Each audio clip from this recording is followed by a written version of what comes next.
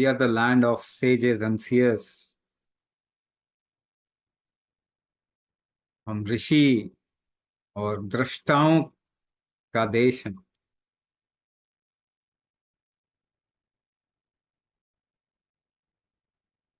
तो हम इसे बहुत सतही तौर पे डिफाइन नहीं करते।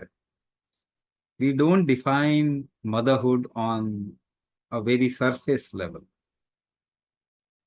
We go behind it and see what is causing. हम पीछे जाके देखते हैं कि ये मातृत्व किस ऊर्जा से निकला है।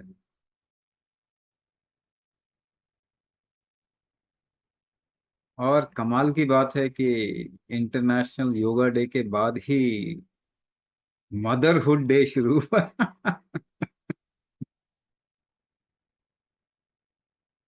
आपको शायद सभी को नहीं मालूम होगा।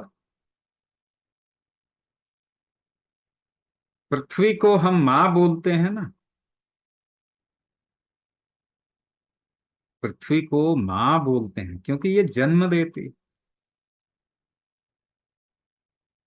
हम्म। क्योंकि ये जन्म देती है। तो जो भी जन्म देता है उसका ऋतुकाल तो आएगा ही ना।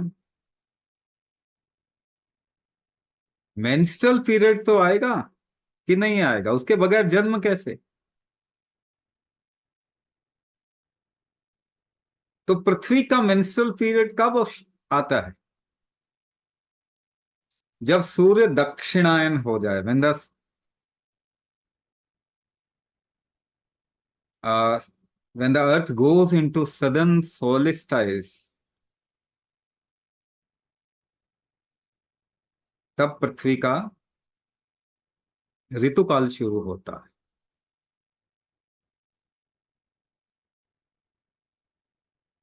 और हर माह की तरह ये भी 4 दिन का होता। मतलब हम मानते हैं कि 4 दिन का ही। अगर ऋतुकाल पृथ्वी का नहीं आए तो फिर वो माह कैसे।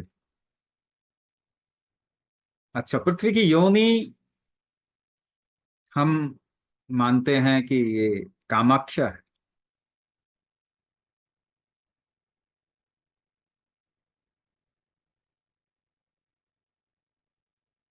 And when we describe things in our cultural language, specifically the language which created all other languages in Bharat, the meaning is always different. Yoni doesn't mean vagina. Yoni basically means uterus. Garbha.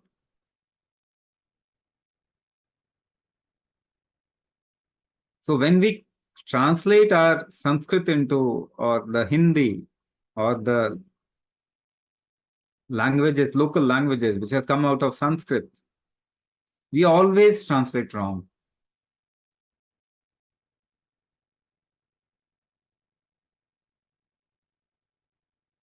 गलत पढ़ाई करके तो सही नहीं हो सकता ना। So it is celebrated as Ambuvachi. In Kamakhya, in Assam, it is celebrated as Ambuvachi.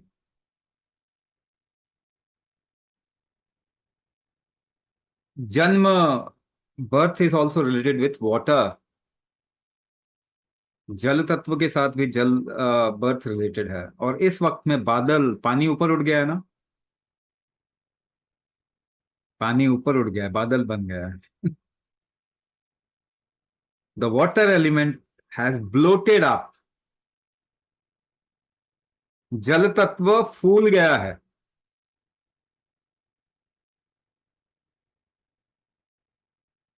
Ambubachi also means that.